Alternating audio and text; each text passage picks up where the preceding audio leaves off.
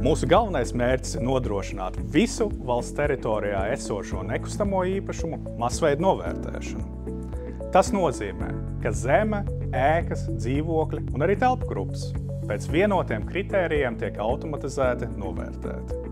Lai šo mērķi sasniegtu, mēs uzturam un nemitīgi attīstam vienotu nekustamā īpašumu kadastrālo vērtēšanas sistēmu.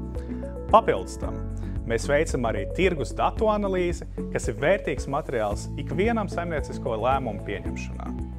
Mūsu darbs ir nepieciešams, lai būtu taisnīga un objektīva bāze nekustamā īpašuma nodokļa apmēra noteikšanai, kā arī dažādu nodevu un zemes nomas maksu aprēķināšanai. Kadastrālās vērtības izmanto valsts un pašvaldību iestādes, bet ne tikai. Arī zemes un būvju īpašnieki savstarpējos darījumos, bet arī strīdu situācijās.